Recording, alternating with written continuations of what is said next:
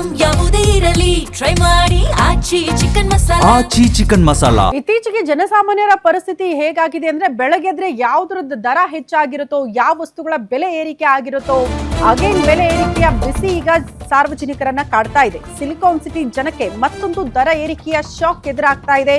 ಪಂಚ ಗ್ಯಾರಂಟಿ ಕೊಟ್ಟಿದ್ದೀವಿ ಅಂತ ಸದ್ದಿಲ್ಲದೆ ಬೆಲೆ ಏರಿಕೆ ಮಾಡ್ತಾ ಇದೆ ಸರ್ಕಾರ. ಬೆಂಗಳೂರಿನ ಜನರಿಗೆ ಏಪ್ರಿಲ್ 1ರಿಂದ ಮತ್ತೆ ದರ ಏರಿಕೆಯ ಬಿಸಿಯಂತೆ.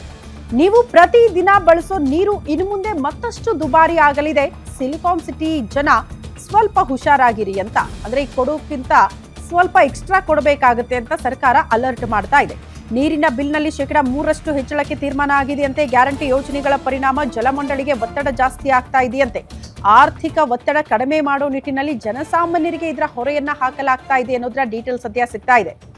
ಯಾಕೆ ಇದ್ದಕ್ಕಿದ್ದಂತೆ ನೀರಿನ ದರ ಏರಿಕೆ ಮಾಡ್ತಾ ಇದೆ ಸರ್ಕಾರ, ಯಾಕಿಷ್ಟು ಒತ್ತಡ ಜಲಮಂಡಳಿಯ ಮೇಲೆ ಅಂತ ನೀವು ಪ್ರಶ್ನೆ ಮಾಡಿದ್ರೆ, ನೀರಿನ ಸರಬರಾಜು ವೆಚ್ಚ ಕೂಡ ಹೆಚ್ಚಳ ಆಗ್ತಾ ಇದೆಯಂತೆ. ಹಾಗಾಗಿ ದುಬಾರಿ ಮಾಡಲೇಬೇಕಾದಂತಹ ಅನಿವಾರ್ಯ ಪರಿಸ್ಥಿತಿ ಇದೆ ಅಂತ ಕಾರಣ ಕೊಡ್ತಾ ಇರೋದು. ನಿರ್ವಹಣಾ ವೆಚ್ಚ ಕೂಡ ಏರಿಕೆ ಆಗಿದೆ. ವಿದ್ಯುತ್ ಮೂಲ ಸೌಕರ್ಯ ಖರ್ಚು ಕೂಡ ಹೆಚ್ಚಳ ಆಗಿದೆ. ಹಾಗಾಗಿ ಅನಿವಾರ್ಯವಾಗಿ ಇದೆಲ್ಲದರ ಹೊರೆಯನ್ನ ಸಾರ್ವಜನಿಕರಿಂದಲೇ ಭರಿಸಬೇಕಾಗಿದೆ ಅನ್ನುವಂತಹ ವಿಚಾರವನ್ನ ಸರ್ಕಾರ ಮತ್ತು ಜಲಮಂಡಳಿ ಹೇಳ್ತಾ ಇರೋದು.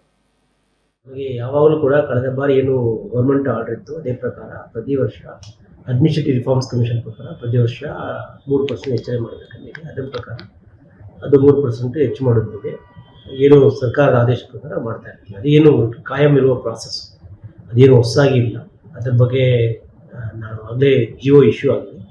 ಇದು ರೆಗ್ಯುಲರ್ ಆಗಿರುವಂಥ ಪ್ರಾಸೆಸ್ ಹೊರತುಪಡಿಸಿ ಯಾವುದೇ ಹೊಸದಾಗಿ ಯಾವುದು ಕಮರ್ಷಿಯಲ್ಗೆ ಇದಕ್ಕೆಲ್ಲ ಎಷ್ಟು ಇಲ್ಲ, ಎಲ್ಲದಕ್ಕೂ ಸೇಮ್ ಅದೇ ಥರನೇ. ಈಗ ಅಡ್ಮಿನಿಸ್ಟ್ರೇಟಿವ್ ರಿಫಾರ್ಮ್ಸ್ ಕಮಿಷನ್ ಅವರು